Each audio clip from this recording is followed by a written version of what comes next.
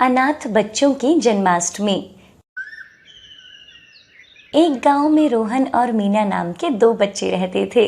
उन दोनों के माता पिता बचपन में ही गुजर गए थे, जब वो बहुत छोटे छोटे थे। रोहन 8 साल का और मीना की उम्र 10 साल की थी। वो दोनों कबाड़ा बिनकर अपना गुजारा किया करते थे और उसी से अपना पेट भरते थे। उन्होंने कभी भी किसी से कोई मदद नहीं मांगी थी, क्योंकि उनको पता था कि यदि वो किसी से मदद मांगेंगे तो सभी उनकी हंसी उड़ाएंगे और कोई भी उनकी मदद नहीं करेगा, इसलिए वो खुद काम किया करते थे। एक दिन की बात है, वो लोग मंदिर के पास कबाड़ा बिन रहे होते हैं। जब वो लोग मंदिर के सामने आते हैं तो देखते हैं कि मंदिर बहुत ही अच्छे तरीके से सजाया जा रहा था। मंदिर को सजता हुआ देखकर रोहन अपनी बहन से पूछता है, अरे ये मंदिर इतना क्यों सजाया जा रहा है? कोई त्योहार आने वाला है क्या? हाँ, जन्माष्टमी आने वाली है। तुम्हें पता नहीं है, रक्षाबंधन के बाद जन्माष्टमी आती है और इस दिन कृष्ण भगवान की पूजा की जाती है, क्योंकि इस दिन कृष्ण भगवान ने जन्म लिया था।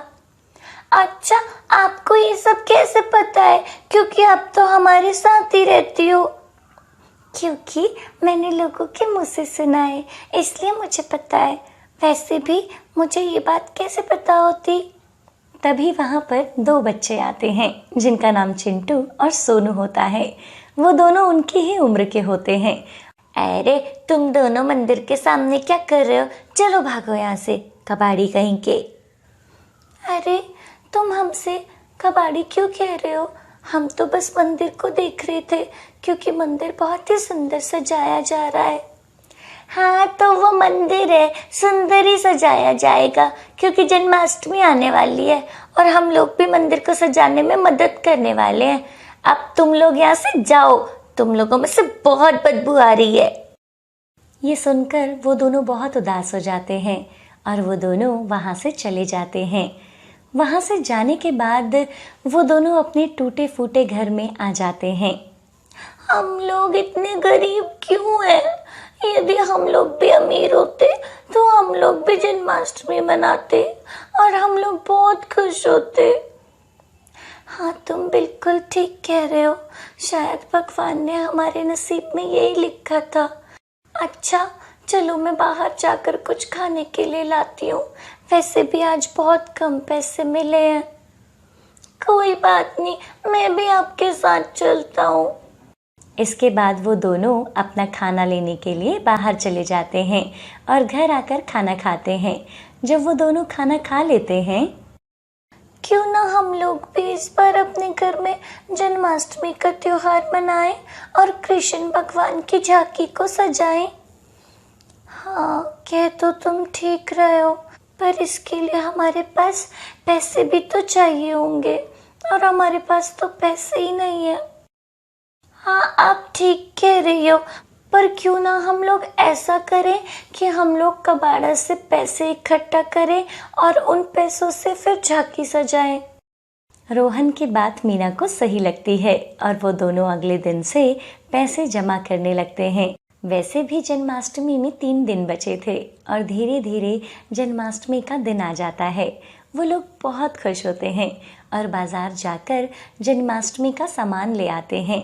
वो एक छोटी सी कृष्ण भगवान की मूर्ति लाते हैं और कुछ सजावट का सामान लाते हैं।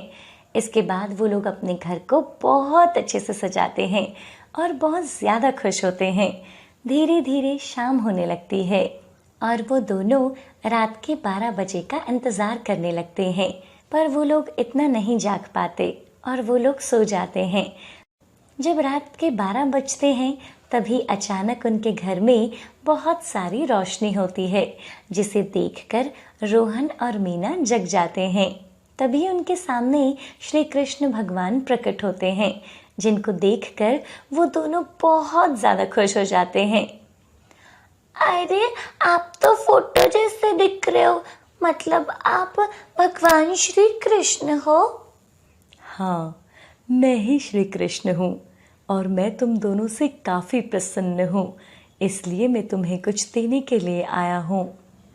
ये कहकर भगवान श्री कृष्ण उनके पूरे घर को पक्का कर देते हैं। साथ ही उनके घर पर पैसों की बारिश कर देते हैं, जिसे देखकर वो दोनों बच्चे काफी ज्यादा खुश हो जाते हैं।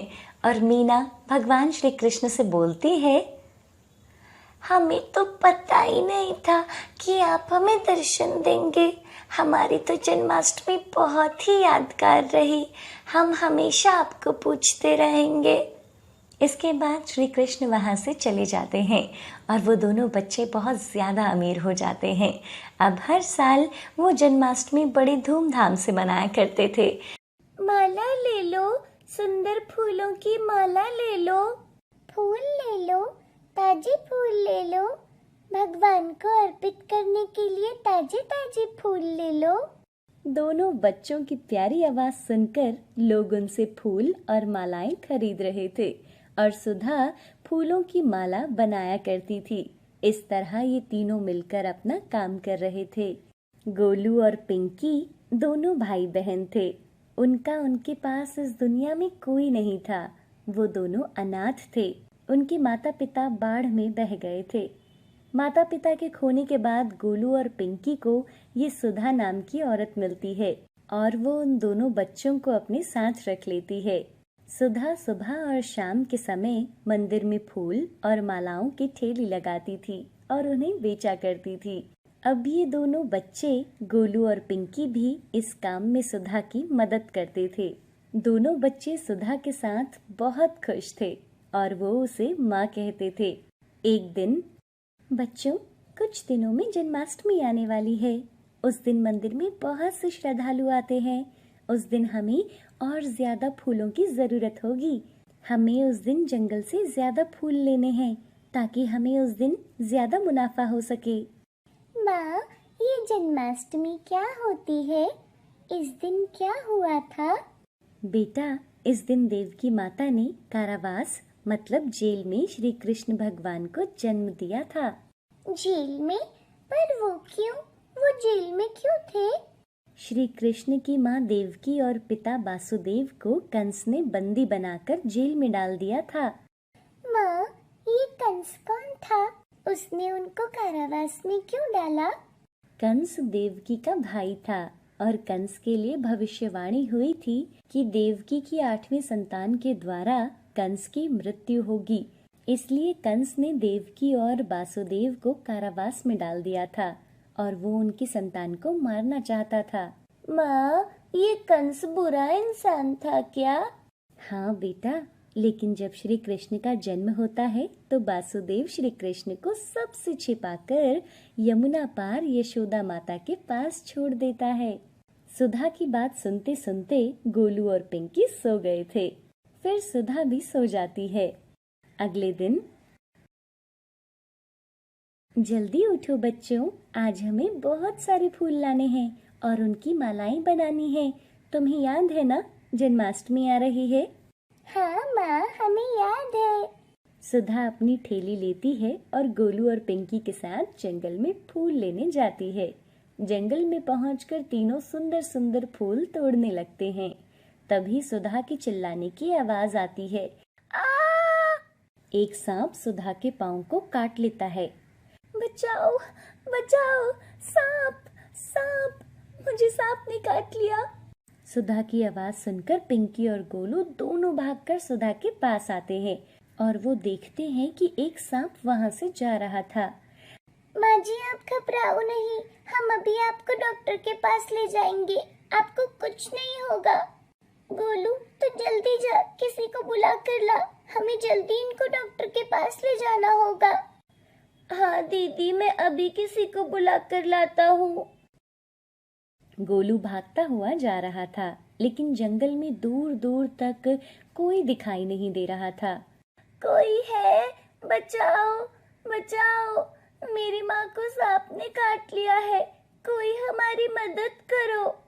तभी अचानक वहाँ एक लड़का आता है और गोलू को बोलता है, क्या हुआ तुम्हारी माँ को? क्यों रो रहे हो तुम? मेरी माँ को एक सांप ने काट लिया है। उनको डॉक्टर के पास ले जाना है। हमारी मदद करो। कहाँ है तुम्हारी माँ? चलो मेरे साथ। और गोलू उस लड़के को अपनी माँ के पास ले जाता है। उनकी माँ नीचे गिरी हुई थी और पिंकी उनके पास बैठकर रो रही थी और वो मदद के लिए चिल्ला रही थी। अरे ये तो बेहोश हो गई है, इनको जल्दी डॉक्टर के पास ले जाना होगा। लड़का वहां पड़ी ठेली को सुधा के पास लाता है और सुधा को उस ठेली पर लेटा देता है और उसे डॉक्टर के पास ले जाता है। डॉक्टर, इनको सांप ने काट लिया है, आप जल्दी इनका इलाज करो। डॉक्टर सुधा का इलाज करते हैं और जल्दी ही सुधा भी ठीक हो जाती है। जब सुधा को होश आता है तो पिंकी और गोलू सुधा के पास ही बैठे थे। तुम दोनों ने आज मेरी जान बचा ली। हमने नहीं माँ, आपकी जान तो उस भाई ने बचाई है जो आपको यहाँ लेकर आए। गोलू उस लड़के को देखने बाहर जाता है और वो देखता है कि वो लड़का वहां से जा चुका था। फिर वो तीनों घर चले जाते हैं। रात के समय। बच्चों, कल जन्माष्टमी है और मैं तो कल फूल तोड़ने जा नहीं पाऊंगी। अब तुम दोनों को ही कल सारा काम करना होगा। क्या तुम दोनों फूल तोड़कर मंदिर में बेचने जाओगे? हम दोनों कल फूल ले भी आएंगे और मंदिर के पास बेच भी लेंगे। अगले दिन गोलू और पिंकी सुबह सुबह उठते हैं और सुधा से बोलते हैं, माँ, हम जंगल में फूल लेने जा रहे हैं, वहीं से मंदिर चले जाएंगे और वहीं कुछ खा लेंगे। ठीक है बेटा, पर अपना ध्यान रखना, जंगल में जहरीली सांप भी है। हमें कुछ नहीं होगा माँ, अभी हम चलते हैं। फिर गोलू और पिंकी दोनों ठेली को लेकर जंगल में चले जाते हैं और वहाँ फूल तोड़ने लगते हैं। गोलू, तुम ध्यान से फूल तोड़ना, यहाँ कल की तरह सांप भी हो सकता है। आप भी दीदी ध्यान से तोड़ना। फिर दोनों फूल तोड़ने लगते हैं। तभी वहाँ वो कल वाला लड़का आ जाता है जिसने उनकी मदद की थी सुधा को हॉस्पिटल ले जाने में, और उसके हाथ में एक माखन की मटकी थी। तुम दोनों आज फिर यहाँ क्या कर रहे हो? अरे भैया आप, हम यहाँ फूल लेने आए हैं। आज जन्माष्टमी है, हम फूल मंदिर में ले जाकर बेचेंगे। गोलू उसके हाथ में इतना सारा माखन देखकर बोलता है, अरे इतना सारा माखन? हाँ, माखन तुम खाओगे? माखन तो बहुत स्वादिष्ट होता है। वो लड़का गोलू और पिंकी को भी माखन देता है और उनके साथ फूल भी तोड़ता है। उनकी पूरी थैली फूलों से भर जाती है। भैया, अब हमें जाना होगा, लोग मंदिर में आना शुरू हो गए होंगे। और वो दोनों वहाँ से आ जाते हैं। मंदिर में जाकर दोनों फूल बेचने लगते हैं। फूल ले लो, ताजे ताजे फूल ले लो। ऐसे आज उन दोनों के सारे फूल बिक जाते हैं और आज उन्होंने पहले से कहीं ज्यादा पैसे भी कमाए थे। फिर वो दोनों घर जाते हैं और सुधा को सारी बात बताते हैं कि आज कैसे उस लड़के ने उनकी मदद की और उनको खाने को माखन भी दिया, और मंदिर में भी उनके फूल सबसे पहले बिक गए और उनको ज्यादा मुनाफा हुआ है। जय श्री कृष्ण। ये सब ठाकुर जी का कमाल है बच्चों। खुद श्री कृष्ण तुम्हारी मदद के लिए आए थे और तुम दोनों को प्रसाद देकर गए। क्या श्री कृष्ण भगवान खुद हमारे पास आए थे?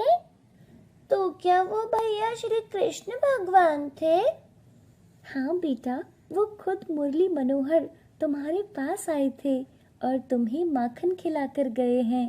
फिर वो तीनों श्री कृष्ण भगवान का धन्यवाद करते हैं और रात 12 बजे जब श्री कृष्ण भगवान का जन्म होता है, वो तीनों मंदिर जाते हैं और उनकी जय जयकार करते हैं। जय श्री कृष्णा, जय श्री कृष्णा। एक गांव में माधव नाम का एक ग्वाला रहता था। उसके पास बहुत सारी गायें थी। माधव गाय का दूध बेचकर अपने घर का निर्वाह कर रहा था। उसकी एक बेटी थी मीरा। मीरा की माँ उसे जन्म देते ही इस दुनिया से चली गई। माधव अपनी बेटी मीरा को अकेले नहीं पाल पा रहा था और उसने दूसरी शादी कर ली। कुछ समय तक तो गायत्री मीरा का बहुत ध्यान रखती थी, लेकिन समय के साथ सब कुछ बदल गया। माधव गायों के कामों में बहुत व्यस्त रहता था। गायों का दूध निकालना और फिर उसे लोगों के घरों में देना। सुबह से शाम वो बाहर ही रहता था। इधर गायत्री मीरा से खूब काम करवाती थी। एक दिन, अरे कब तक सोती रहेगी तू? चल उठ, तेरे पिताजी ने गाय का दूध निकाल लिया है और वो दूध बेचने चले गए हैं। अरे जा, अब गाय को चारा डाल दे और हाँ, गोबर भी उठा देना। मीरा बिना कुछ बोले उठती है और गाय का काम करना शुरू कर देती है। मीरा काम खत्म करके रसोई में आती है। ये मैंने माखन बनाया है, माया बहन के घर देकर आ, और वो पैसे देंगी ना तो ध्यान से लेकर आना, कहीं गिरा मत देना। ठीक है माँ। मीरा माखन लेकर जा रही थी। वहीं रास्ते में कृष्ण भगवान का मंदिर था, जहाँ हर रोज सुबह शाम लोग पूजा करने आते थे। मीरा भी मंदिर देखकर रुक जाती है। पहले कृष्ण भगवान और राधा रानी के दर्शन कर लेती हूँ, फिर माया चाची के घर चली जाती हूँ। मीरा मंदिर के अंदर जाती है। वहाँ पंडित लोगों को भगवान श्री कृष्ण की बाल्य अवस्था के बारे में कथा सुना रहे थे। बाल कृष्ण को माखन बहुत प्रिय था। माँ यशोदा उनके लिए रोज माखन बनाकर रखती, फिर कृष्ण अन्य गोपी के यहाँ जाकर माखन चुराकर खाते थे। अब भी कृष्ण भगवान को माखन का भोग लगाया जाता है। मीरा को कथा बहुत अच्छी लगी। पंडित जी, यहाँ भी क्या सब लोग कृष्ण जी को माखन का भोग लगाते हैं? नहीं बेटा, यहाँ लोग माखन का भोग नहीं लगा पाते। वैसे भी यहाँ दुकान पर ताजा माखन नहीं मिलता। मीरा के पास जो माखन था, वो माखन पंडित जी को देती है। ये माखन बिल्कुल ताजा है, मेरी माँ ने निकाला है, आप इसे भगवान को भोग लगा दीजिए। पंडित जी उस माखन से श्री कृष्ण को भोग लगा देते हैं। मीरा बाकी बचा हुआ माखन लेकर अपनी चाची के घर जाती है। चाची, ये लो, माँ ने माखन भेजा है। अरे मेरी मीरा, आ गई तू। ये ले पैसे, घर जाकर दे देना। हाँ हाँ चाची, मैं दे दूंगी। अरे मीरा, अपनी माँ को बोलना कल मेरे लिए भी 1 किलो माखन रख ले, मैं लेने आ जाऊंगी। अरे आप क्यों आओगी, मैं खुद ही आ जाऊंगी आपको देने। मीरा घर जाकर अपनी माँ को पैसे देती है और बताती है कि कांता चाची ने भी 1 किलो माखन मांगा है। अरे वाह, अगर ऐसे हर रोज माखन बेचेंगे ना तो खूब सारे पैसे हो जाएंगे। ठीक है, मैं कल तुम्हें उनके लिए भी माखन दे दूंगी, और हाँ, कल ना मैं ज्यादा माखन भेजूंगी तो गांव में बेचाना। अब मीरा रोज माखन बेचने जाती थी और मंदिर में श्री कृष्ण जी को भोग लगाती और कुछ माखन प्रसाद के रूप में लोगों को भी दे देती। क्यों रे मीरा, अब तू पैसे कम लाती है? मैं तो तुम्हें ज्यादा माखन देती हूँ। कल से ना मैं खुद माखन बेचने जाया करूंगी, तो गाय का ध्यान रखा कर। तू जरूर रास्ते में माखन खा लेती होगी। नहीं माँ, मैं नहीं खाती। कल से मैं जाऊंगी। अब गायत्री खुद माखन बेचने जाती। ऐसे ही उसे कुछ दिन हो गए थे। एक दिन गायत्री माखन के पैसे गिन रही थी। तभी वहाँ एक छोटा सा सुंदर सा लड़का आता है, जिसके बालों में मोर पंख था। सुनो, इस घर में एक लड़की रहती है जो मुझे खाने को माखन देती है। वो कहाँ है? कुछ दिनों से वो मेरे पास नहीं आ रही। अच्छा जी, तो तुम हो वो पाखंडी जो हर रोज उसके माखन को खा जाते थे। आज मैं तुझे नहीं छोड़ूंगी, और इस मीरा की बच्ची को तो आने दो, इसे तो मैं बताती हूँ। गायत्री जैसे ही उस लड़के को पकड़ने के लिए उठती है तो वो वहाँ से चला जाता है। अरे कहाँ गया? भाग गया? इस मीरा को आने दो पहले, 2 थप्पड़ लगाऊंगी ना तो सब कुछ बता देगी। कुछ देर बाद मीरा गाय के लिए चारा लेकर घर आती है। इधर आ, तेरी इतनी हिम्मत कि तू बिना पूछे बच्चों को माखन खिलाती है, और वो लड़का कौन है जिसे तुम माखन देती हो? मैंने किसी लड़के को माखन नहीं दिया माँ। तभी माधव भी वहाँ आ जाता है। अरे क्यों बच्ची के पीछे पड़ी हो, चलो छोड़ो उसको। समझा लो इसे, लोगों के बच्चों को माखन बांटती फिरती है तुम्हारी ये लाडली। बेटा तुम बाहर जाओ, बच्चों के साथ खेल लो। अगले दिन माधव के घर की सारी गाय दूध देना बंद कर देती है। अरे पता नहीं क्या हो गया, सारी गाय दूध नहीं दे रही। ऐसा तो पहले कभी भी नहीं हुआ है। अरे अगर दूध नहीं होगा तो हम खाएंगे क्या? दूध के बिना हमारा घर कैसे चलेगा जी? तुम चिंता मत करो, मैं पंडित जी से बात करता हूँ। लगता है हमारे घर को नजर लग गई है। अगले दिन माधव और गायत्री पंडित जी के पास मंदिर में जाते हैं। पंडित जी, हमारी सारी गायों ने अचानक से दूध देना बंद कर दिया है। पंडित जी आप कुछ करो ना, पता नहीं किसकी नजर लग गई है। अच्छा, मैं अभी सोच रहा था आपकी बेटी मीरा कुछ दिनों से माखन लेकर क्यों नहीं आई। आप जो काम करते हो, श्री कृष्ण के लिए माखन भेजते हो। मीरा बड़े प्यार से भगवान को भोग लगाती है। माफ करना पंडित जी, लेकिन हमने तो मीरा को माखन देकर कभी मंदिर नहीं भेजा। गायत्री को सब समझ आ जाता है। इसका मतलब उस दिन खुद कृष्ण भगवान हमारे घर आए थे। गायत्री कृष्ण भगवान की महिमा के आगे अपना सर झुकाती है और उनसे माफी मांगती है। भगवान खुद मेरे घर आए, लेकिन मैंने उन्हें पहचाना तक नहीं। गायत्री माधव को सब बताती है। हे कृष्ण भगवान, हमें माफ कर दो, हमसे गलती हो गई है। अब से हम सब मिलकर आपको भोग लगाने आया करेंगे। पंडित जी, ये सब मेरी गलती है, इसलिए ये सब हो रहा है। अब मुझे इस सब को ठीक करना होगा।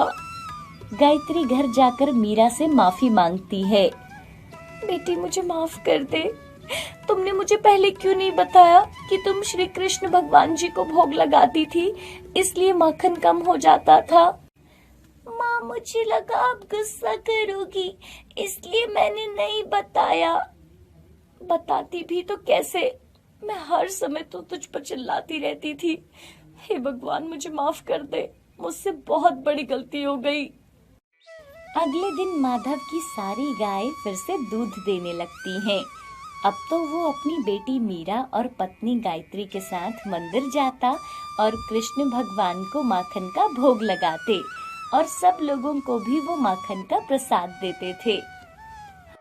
आप सभी को जन्माष्टमी की ढेर सारी शुभकामनाएं। आप लोग अपने घर में जन्माष्टमी कैसे बनाते हो, हमें कमेंट करके ज़रूर बताइए। और हाँ, अगर आप हमारे चैनल पर नए हैं तो हमारे चैनल को सब्सक्राइब करना ना भूलें